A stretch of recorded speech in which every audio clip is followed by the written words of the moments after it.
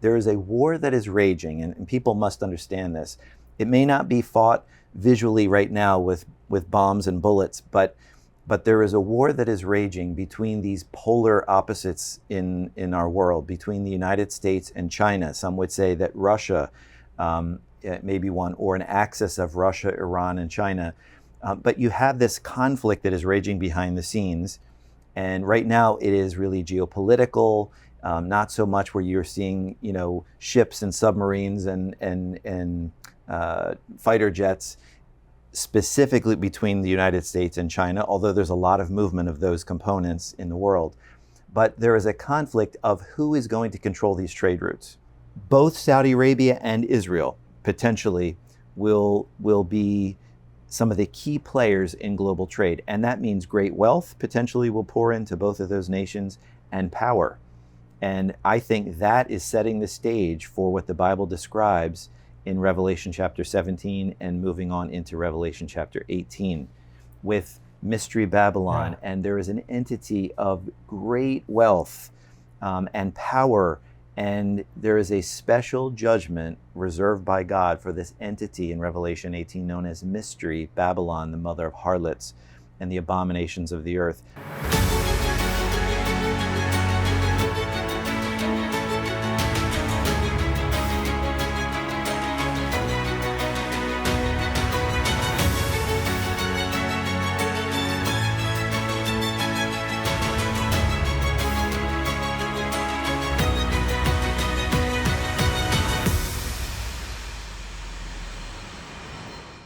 Welcome to this episode of Zion's Wire, the official podcast for Zion's Hope, where we bring you biblical insight and prophetic discussions with a passion for God, His people, and His plan for planet Earth. I'm your host, Christopher Diaz, joined today by David Rosenthal. Hey, Chris. So, Dave, we're a different setup today. In the last episode, we talked quite a bit about the 12-day war with Iran, the B-2 bombers, what had happened with Israel. And this session, we're wanting to give a little more insight to our audience about the locations, the topography. So we're going to show them a few different things that you specialize in. Yeah, well, I'm looking forward to it. It's great to be able to work with maps, and I think it helps people to understand a little bit better some of these places, the locations that may be a little bit unfamiliar to some, because I think it's so important for God's people to really understand what's happening in geopolitical realm and how does that impact the spiritual realm in terms of what the Bible says and biblical prophecy for the future. Yeah, and it really helps to be able to see it, get those visuals, and go, okay, I see what he's talking about. Yeah, and there's some real, I think, important things that we're going to discuss today that are going on really largely behind the scenes. Mm-hmm. They've been reported in the news over the past couple of years, but I think that a lot of people have overlooked some of the significant issues that are really maybe the driving forces behind some of the things we're seeing being discussed right now in Washington and Tel Aviv and Jerusalem and other capitals in Europe. Yeah. On that note, so last session we talked a bit about, again, what had immediately transpired post-bombing in Iran, what the peace talks would look like, and since then there have been some discussions on the table. Kind of where have you seen those going? Well, in terms of, first of all, the war was incredible. Thus far, 12 days, and the ceasefire is largely holding. Mm-hmm. And really the attention of the world has really gone back to Gaza and how are things there going to wrap up? And of course, concern for the hostages that are still there. What does post-war Gaza look like, and how can Israel and the nations really get there? What's going to happen with the Palestinian people? Are they going to be residing in Gaza? Are they going to be moving to another location? How would the area be rebuilt? What kind of time frame? So there's so many elements on the table. But one of the things that I think is so important is before, and we're going to talk this a little bit as we go further into this, but at the beginning, before the October 7th massacre in 2023, where Hamas came into southern Israel, murdered 1,200 people and took more than 250 hostages back into Gaza, what were the events that were transpiring before that event took place? Well, first of all, there was a lot of talk about the Abraham Accords. Right. The Abraham Accords are so significant, and they really started back around 2020 with Israel, the United Arab Emirates, Bahrain, Morocco, Sudan.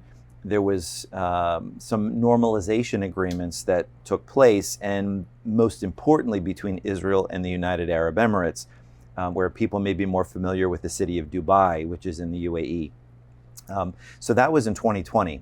But there was a lot of talk about really the grand prize, if you will, for normalization and those Abraham Accords, which is Saudi Arabia. Right, yeah. That was really, and it has been potential to be a game changer. And so a lot of the discussion about the Abraham Accords in the lead up to the October 7th, 2023 massacre by Hamas was all the talk about what was happening with the Abraham Accords and would Saudi Arabia sign on.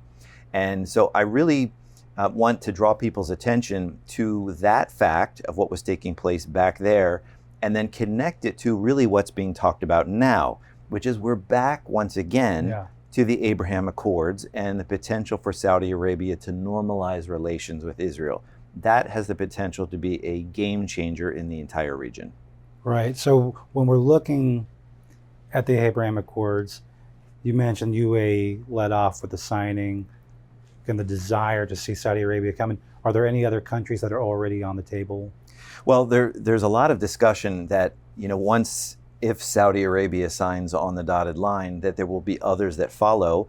It may be that others will go first. There's talk about Lebanon. And I mean, who would have thought that we'd be talking about the potential for Lebanon or Syria to be signing Abraham Accords to normalize relations with Israel? I mean, these are longtime historic enemies of Israel. And for those two nations and potentially others, there's even been talk about Islamic nations that are not even in the region, particularly like Indonesia or some others in more of the Far East area.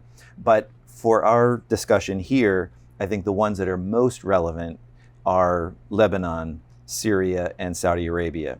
There may be some others that are in the mix as well, but those would be the main ones. And I think that the most significant one, obviously, is Saudi Arabia, because Saudi Arabia is really the head of, the de facto head of Islam in the world, with the two holy sites of Mecca and Medina. Yeah. So it is really the bastion of Islam in the world, particularly Sunni Islam in the world. So how Saudi Arabia goes would have a huge impact on the other Islamic nations of the Middle East as well. Mm-hmm.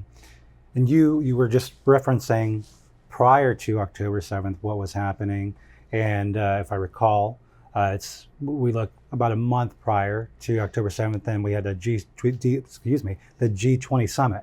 Yes, right. So significant, and this is really what I want to draw people's attention back. What were the events that were leading up to the October 7th, 2023 massacre by Hamas? And I think there was something very significant that really was largely underreported. And that was in New Delhi, India, there was a meeting of the G20. These are the largest, most impactful economies in the world. So when there is a G20 summit, it's very significant. Yeah. And on the sidelines during that summit in New Delhi, India, there was an announcement made of something called IMEC, IMEC. And that stands for India, Middle East, Europe Economic Corridor. Middle East, and that's India, Middle East, Europe Economic Corridor. Very significant, IMEC. And what IMEC is in its really bare bones discussion of it is it's a trade route. Yeah. This is a trade route from, and I'm going to pull it up so we can just take a look at it. It's a trade route that moves from India over to the United Arab Emirates, to the area of Dubai and Abu Dhabi. Incidentally, this whole region is very, shipping is so important. Trade is so important to those areas in the United Arab Emirates. They have massive ports. They handle a lot of trade already. But the proposal of IMEC was for things to be moving from India to the United Arab Emirates, and then by land through Saudi Arabia, through Jordan, to Haifa, to the port of Haifa in northern Israel, and then to be put on container ships and moved over to Europe, over through Piraeus, which is Athens, and then on beyond to Europe. This essentially is a trade route, but not just for not just for trains or trucks or ships, but this is the linking of pipelines. This is the linking of interconnectivity with lines for telecommunications and other things. So it is very, very significant. And when you talk about these things, people, I think, tend to gloss over a little bit. It seems like it's on the other side of the world. Why is it so significant?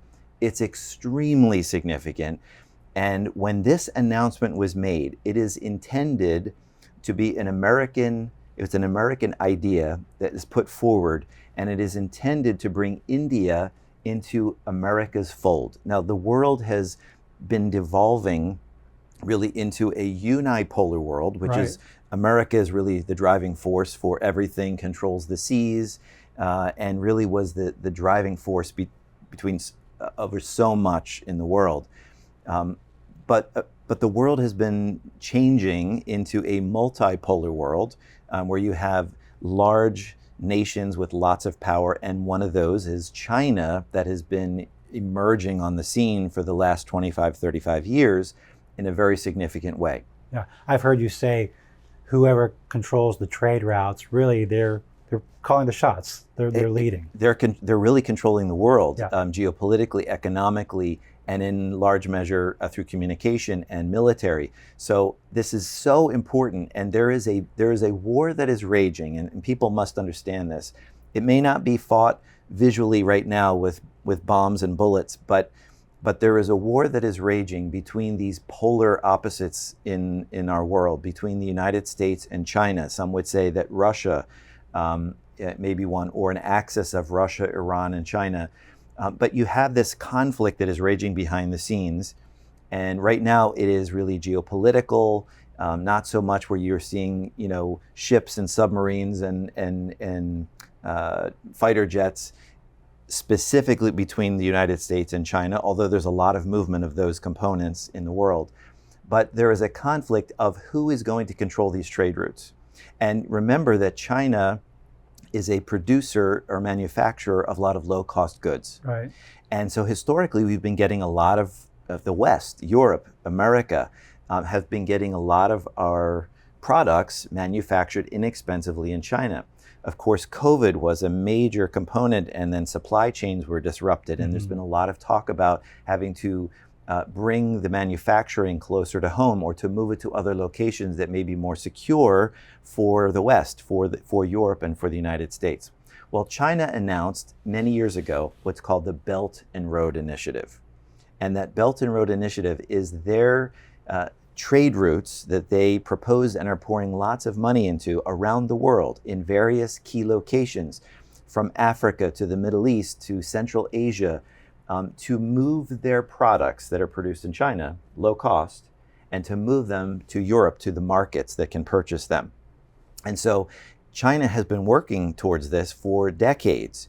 And really, in my estimation, America has really been playing catch up. And I think once it dawned on America that we better do something, or China is going to rise to a level of dominance that it would be hard for anyone else to play in the game.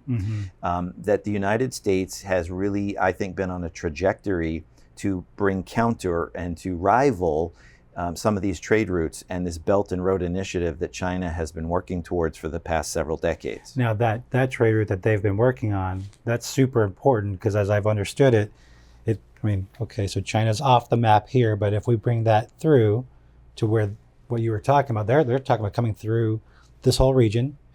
Yeah, which is Iran. Right. Some of theirs go through Iran. Some go through the Central Asian nations, up into Russia, Okay. and then over to Europe. So they have northern routes, they have central routes, and then they also have a southern route that is more by sea, that includes the Suez Canal, the Red Sea, and parts of Africa. So they have multiple trade routes that they are working actively towards. And that's a whole other discussion in terms of how China is doing that. Some are saying that it's they're debt traps, where they're going to these nations that are desperate for capital, and they're saying, we will give you a loan to be able to build this infrastructure so that we can use it for our trade route. But then the countries are not in a position to pay back the loan, and then China would take over those ports or those key facilities in those countries. So There's a lot of talk about what's happening with China in those regards. But what America has proposed, along with her allies, is IMEC. And that was announced, now get this, very important, it was announced just a few weeks before what took place in Gaza with the Hamas massacre coming into Israel. Now, why is that so significant? Because if you're looking here at what America has been proposing, they're saying we want India to be the new low-cost manufacturing hub of this part of the world, and moving a lot of what's taking place in China in terms of business, Western businesses and manufacturing, and moving it over here to India, and then from India having it move. And what is the most direct route? If you're talking about moving goods coming from Asia in part, but being produced in India to Europe, the most direct route is to come to the UAE, directly through Saudi Arabia and through Israel, and then on to the markets in Europe.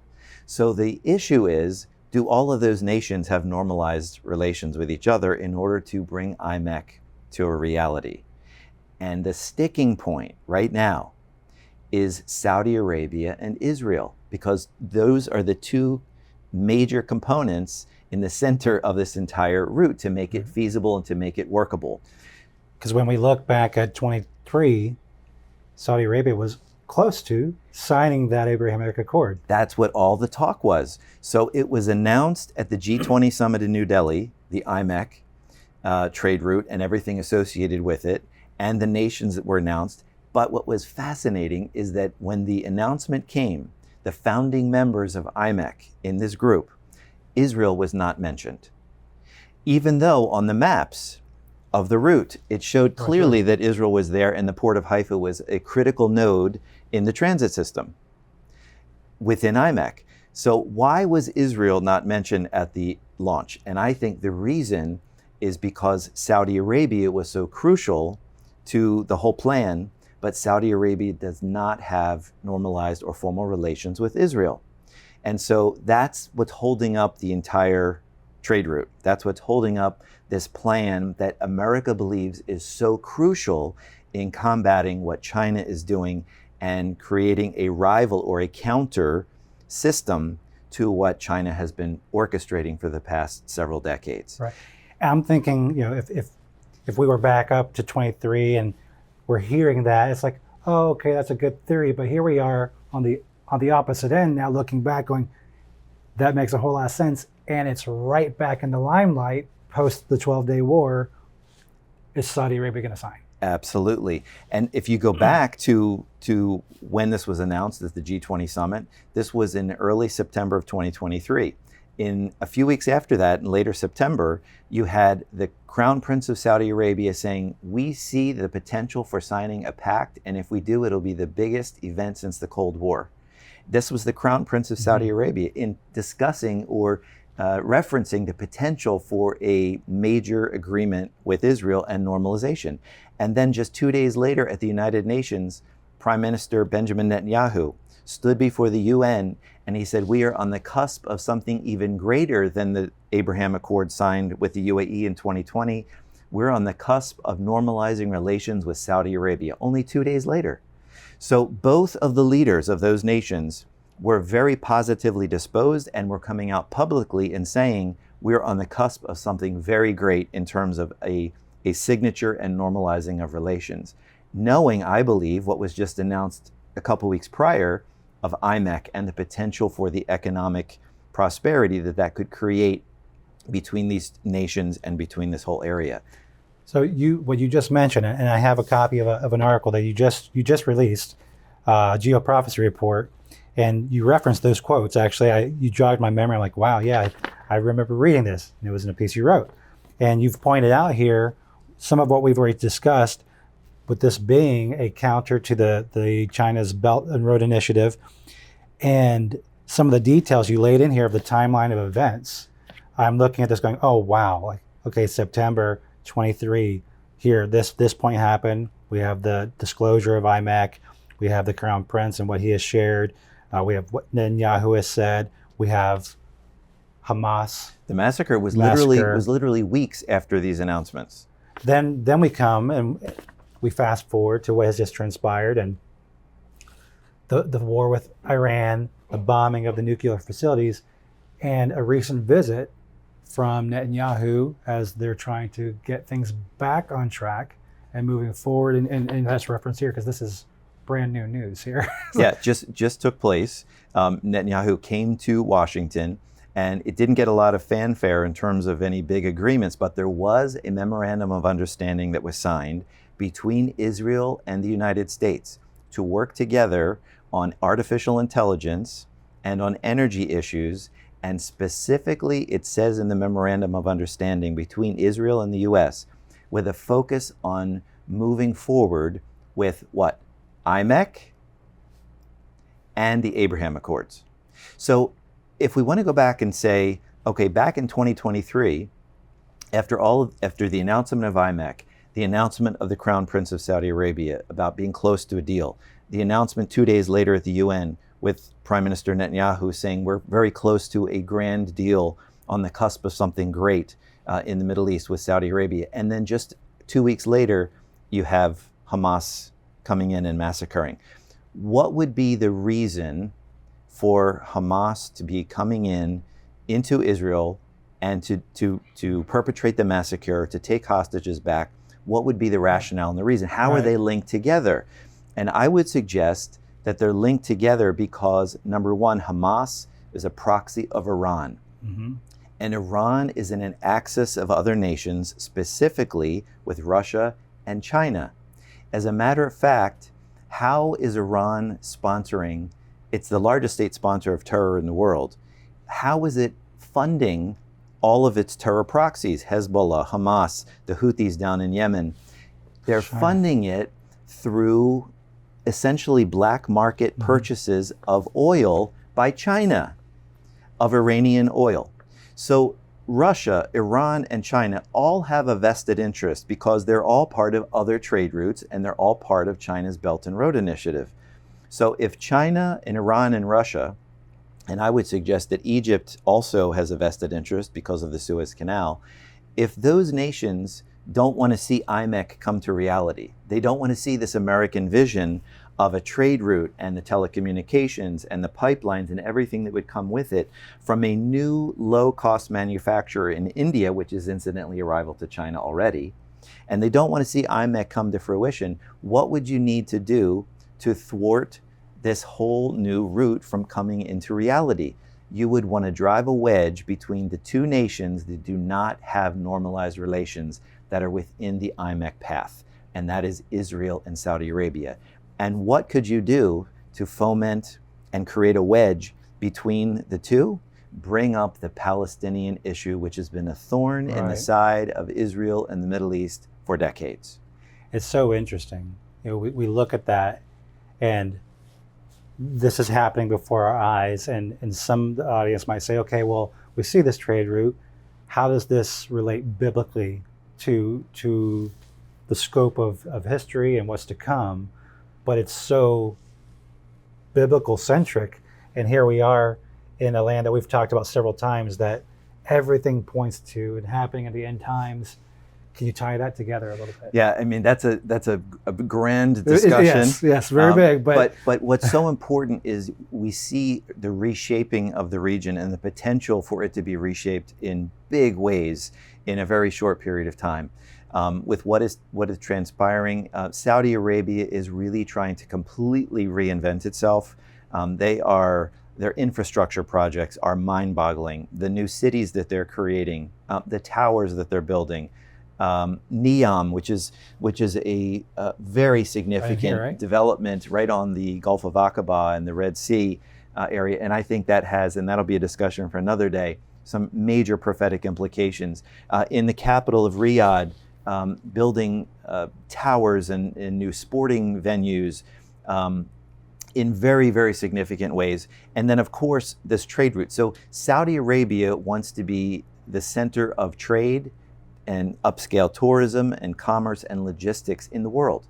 That's their objective. And they have a lot of dollars to put into it. And that's exactly... They've announced that. I mean, that's part of their 2030 plan. That's That's not a secret that they want to be Their Vision the 2030. location. Yeah, they want to be the center, and they're doing what's necessary in terms of to realize that vision by pouring so much money and resources in. So again, trade routes are not some obscure thing that don't really have a bearing. They're very significant. And if you're saying who's going to control which polar end of the world, so to speak, the West or the East, USA or China, well, how will Russia play in? All of that is so relevant. And I think the pressure of those nodes, of those polar opposites in the world that are working against each other to gain the upper hand in the world, is putting pressure on this region specifically. And Saudi Arabia is sitting in an unbelievable position. And I would also suggest that Israel is sitting in an incredible position in terms of its geography to be able to facilitate these changes. And so when you see this happening, and I think it's going to happen, it's just a matter of when all of this transpires. I think that the United States is pushing it. I think the other nations along this route really want it. I know India really wants it. Europe needs another opportunity for products to be coming produced inexpensively in India. They're all looking for this. This whole area will reshape, and what it's going to do, in my estimation, is it's going to put Saudi Arabia and Israel at the forefront of global trade. And if that happens, there is great wealth that comes with that power. Saudi Arabia already has great wealth, but to control the geography of where the world trade moves through, both, and we can talk about this on another day, both by land, which we're focusing on here, and I would say also by sea, and that's a discussion for another day, which I think is very significant. Both Saudi Arabia and Israel potentially will be some of the key players in global trade. And that means great wealth potentially will pour into both of those nations, and power. And I think that is setting the stage for what the Bible describes in Revelation chapter 17 and moving on into Revelation chapter 18 with Mystery Babylon. Yeah. And there is an entity of great wealth and power.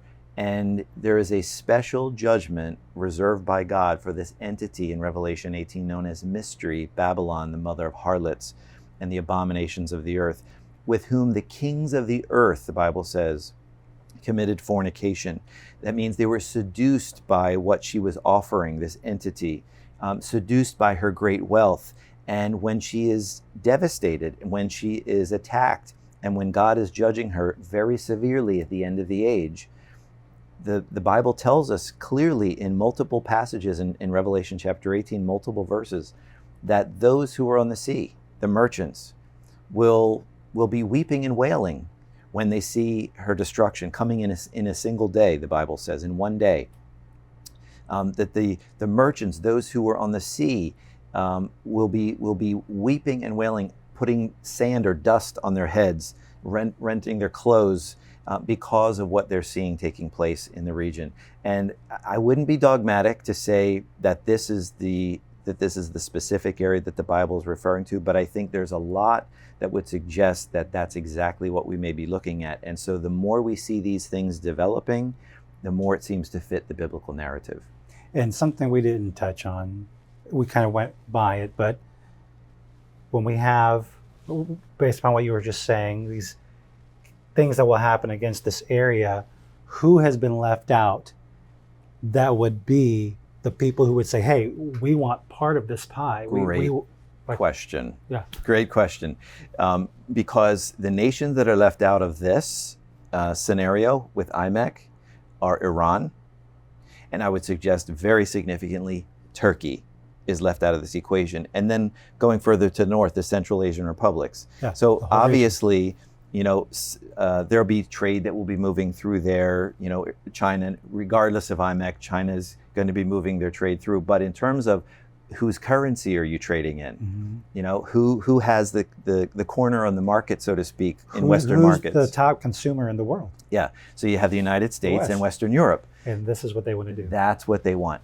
And so who's left out of the mix in all of this, at least currently, is Turkey. They're being bypassed as Iran is being bypassed. So I would just throw throw this little component out there, little nugget, is that there is talk, and there has been talk for several decades, and I think that's going to rise to the surface even more. There is talk about a second Suez Canal, but not in Egypt. And for this discussion, we'll leave that there. Yeah. But that second canal could have major ramifications for Egypt and for the world. So the nations left out to the north are Turkey, Iran, and some of those, and Russia, obviously, and some of these Central Asian republics or countries.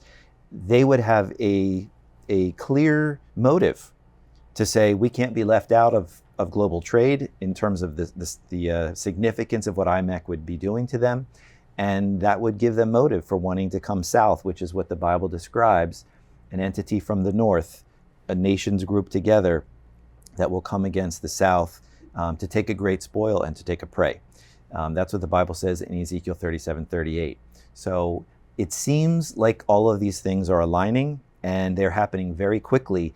I would caution people to say, oh, well, then all of this has to happen. It's going to take a long time. So we're not talking about the end of the age for 50 years. I would suggest to you that these things are happening at rocket speed and they could transpire very quickly. And I would suggest that all of these things could come to pass in our lifetime. Right. There's so much happening. And at the center of all of that, you still have little Israel the size of New Jersey, the land bridge between all these areas. It's just so biblical. Like, this is the center of the world. This is the from center. a biblical standpoint. Yeah, the and it's all happening there. entire Bible was written to be Israel-centric, Middle Eastern-centric, and then in a concentric circle, I would say Israel-centric, Jerusalem-centric, and specifically Temple Mount-centric. That's where all of it is moving towards. Yeah. So that's a whole lot of information that we can use to unpack it.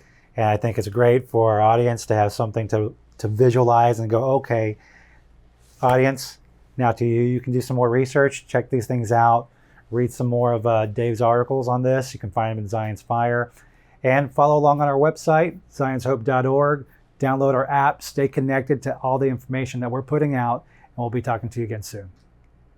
Thanks for joining us today on this episode of Zion's Wire, a podcast fueled by a passion for God, His people, and His plan for planet Earth. If you were encouraged by today's episode, share it with a friend and subscribe so you never miss a moment. Keep the conversation going with questions or comments, and until next time, keep watching, keep praying, and keep your heart fixed on God's Word.